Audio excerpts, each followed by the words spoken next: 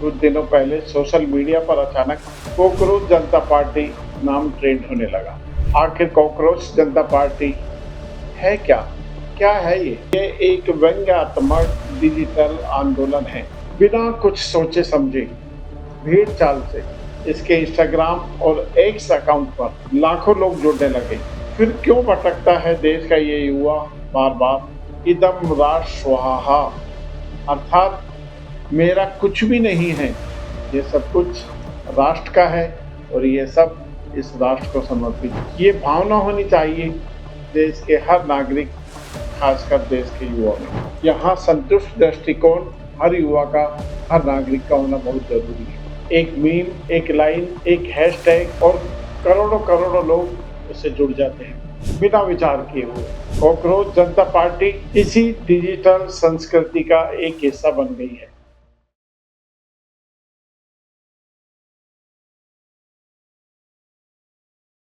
बात आम जन की विशेष के इस एपिसोड में आप सभी को रमेश अग्रवाल का नमस्कार। दोस्तों, आज हम बात करेंगे सोशल मीडिया पर अचानक वायरल हुई कॉकरोच जनता पार्टी यानी सीजेपी की। क्या ये केवल एक मजाक है या कहें भोंडा मजाक? क्या यह युवाओं की नाराजगी का प्रतीक है या कहें देश में नेगेटिव सोच फैलाने का एक नया तरीका बनता जा रहा है? और सबसे बड़ा सवाल है, इसका संबंध भारत के मुख्य न्यायाधीश जस्टिस सूर्यकांत जी की उस टिप्पणी से जुड़ा हुआ है जिसने पूरे सोशल मीडिया को हिला के रख दिया है। लेकिन इस वीडियो के शुरुआत में ही मैं आपको साफ कर देता हूं कि यह वीडियो किसी संस्था, न्यायपालिका, सरकार या देश के खिलाफ नहीं है, बल्कि भारत की युवा पीढ़ी को देश के प्रति कर्तव्य, राष्ट्र भावना का ध्यान कराना है। ये मेरे इस वीडियो का उद्देश्य है।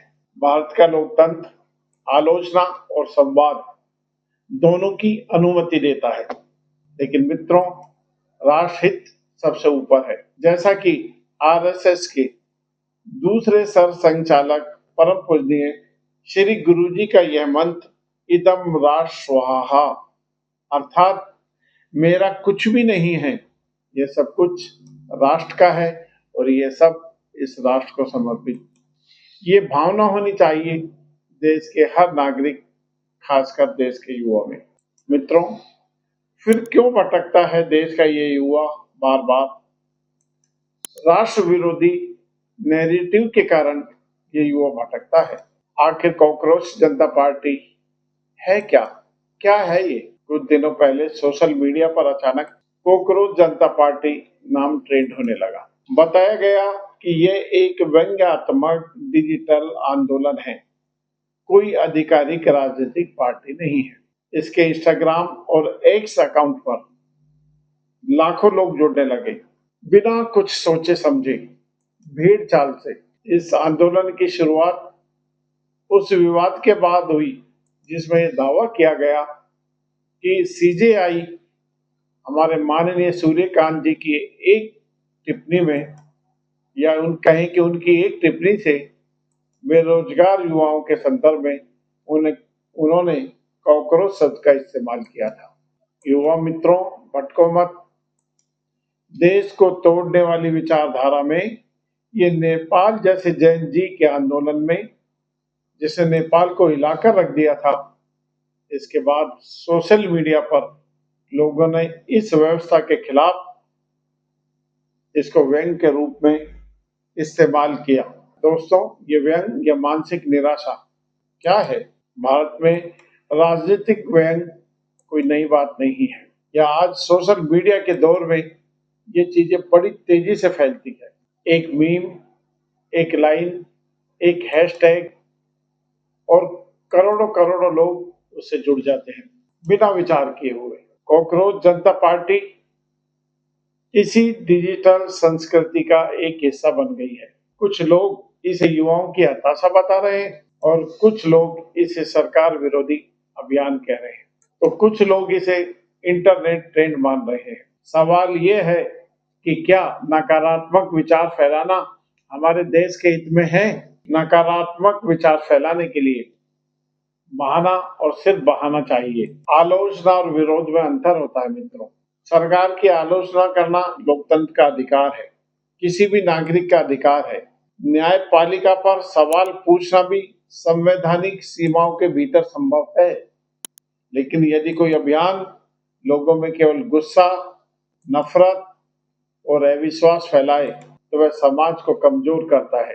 भारत जैसे लोकतंत्र में युवाओं की ऊर्जा बहुत महत्वपूर्ण है। यदि युवाओं की ये ऊर्जा केवल मीम और निराशा में बदल जाए तो देश का नुकसान हो। हमें यह समझना होगा कि व्यवस्था में कमियां हो सकती है, लेकिन समाधान केवल मजाक उड़ाने से नहीं निकलते। क्या भारत के युवाओं को पड़ोसी देश पाकिस्तान, बांग्लादेश, नेपाल और चीन से भी कम आजादी है?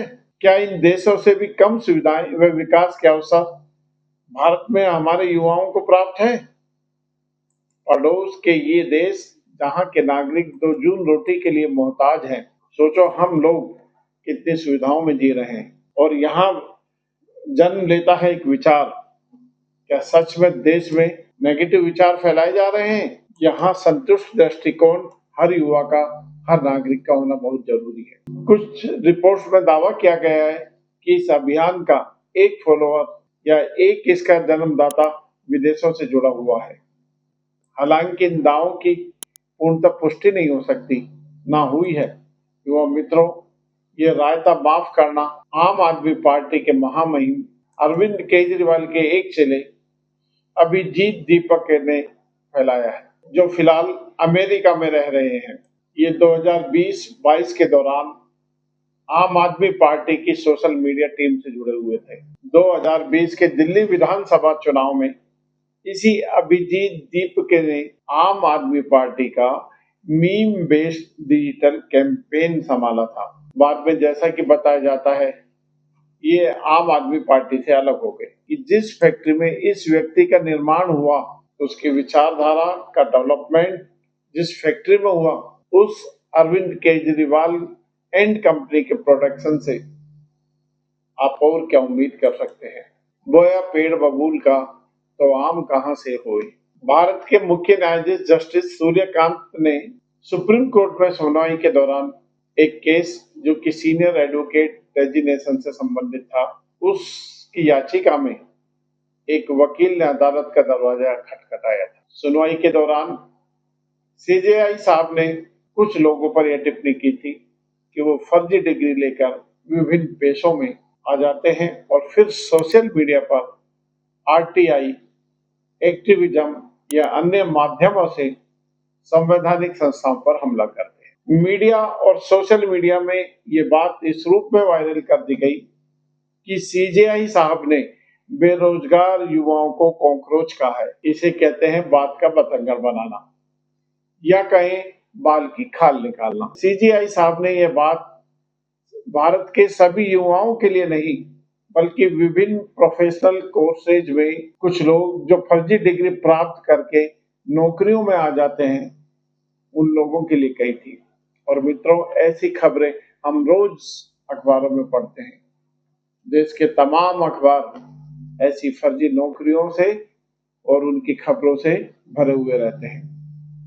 एमबीबीएस और इंजीनियरिंग की पढ़ाई के बारे में आप सब जानते हैं। इस क्षेत्र में लोगों ने विभिन्न तरह की फर्जी डिग्रियां लेकर और डॉक्टरी के पेशे को अपमानित किया है और ऐसे लोग कुछ समय बाद पकड़े भी जाते हैं, वो अपना जीवन बर्बाद कर लेते हैं। मित्रों, आपने जस्टिस सूर्यकांत व्यास जी के बारे में ये मीम चलाया और ये नैरेटिव बनाने की कोशिश की और आपने जो सोशल मीडिया पर आपको मैसेज मिले, जो कवरेज मिले, आपने धक उनको फॉरवर्ड कर दिया। मित्रों, भूल गए 1 अप्रैल 2026 की बंगाल की वो काली रात, मुर्शिदाबाद की वो काली रात जिसमें 7 जुडिशरी अधिकारियों को और उनके सहायकों को जिंदा जलाने का भरपूर प्रयास किया गया था।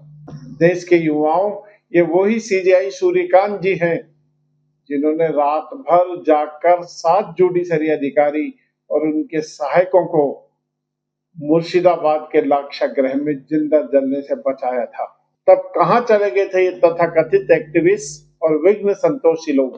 कहाँ चले गए थे 2021 के बंगाल विधानसभा चुनाव के बाद? बंगाल में ममता के भाड़े के गुंडों ने जो बंगाल में नरसंहार किया, मानवता के विकास का नंगा नाच किया, माता बहनों की इज्जत लूटी, लोगों के घर जलाए, तब ये एक्टिविस्ट और ये शुभचिंतक और जो अब आप सबको भ्रमित कर रहे हैं, तब ये लोग कहाँ चले गए थे? एक ऐसे एक्टिविस्ट की आवाज उस समय नहीं निकली। उस समय आपको देश के युवाओं की या बंगाल के जनमानस की या बंगाल के युवाओं की चिंता नहीं हुई? देश की जनता और देश का युवा जल्दी ही ऐसे जख्मों को भूल जाता है। लेकिन यह भी सच है कि सोशल मीडिया पर नकारात्मक भावनाएं बहुत तेजी से फैलती हैं। आज एल्गोरिदम वही कंटेंट आगे बढ़ाता है जो लोगों में गुस्सा पैदा करे, यानी जितनी ज्यादा नाराजगी असंतोष होता है उतना ही ज्यादा कंटेंट वायरल। और यही सबसे बड़ा खतरा आज देश और समाज के लिए है। प्रश्न यह भी है कि युवाओं की नाराजगी को समझना होगा। यदि लाखों युवा किसी व्यंग्यात्मक अभियान से जुड़ रहे हैं तो ये जरूरी नहीं है कि इस अभियान की दिशा सही हो। समाज में कुछ असंतोष मौजूद है, बेरोजगारी, परीक्षा पेपर लीक, भ्रष्टाचार, सिस्टम से निराशा, ये सभी वास्तविक मुद्दे हैं। इनसे मैं क्या, आप क्या, देश का कोई भी नागरिक इनसे मुंह नहीं मोड़ सकता। पर इन सब में राष्ट्र प्रथम की भावना होनी चाहिए। तो दोस्तों, कॉकरोच जनता पार्टी का केवल एक वायरल ट्रेंड नहीं, बल्कि ये हमारे समय की डिजिटल राजनीति का एक बड़ा नकारात्मक उदाहरण है। सोशल मीडिया अब केवल मनोरंजन का साधन नहीं रहा, बल्कि भावनाओं और राजनीति का बड़ा हथियार बन चुका है। इसलिए जरूरी है कि हम हर वायरल चीज को आंख बंद के स्वीकार नहीं करें, बल्कि समझदारी से सोचें। राष्ट्र कवि मैथिली शरण गुप्त की कविता की कुछ पंक्तियों को इस अवसर पर याद करना बहुत जरूरी है। जो भरा नहीं है भावों से, बहती जिसमें रसधार नहीं। जो भरा नहीं है भावों से, बहती जिसमें रसधार नहीं। वह हृदय नहीं पत्थर है जिसमें स्वदेश का प्यार नहीं। आपकी क्या राय है? कमेंट करके जरूर बताइए। वीडियो पसंद आया हो तो लाइक, शेयर और सब्सक्राइब कीजिए। जय हिंद, नमस्कार, धन्यवाद।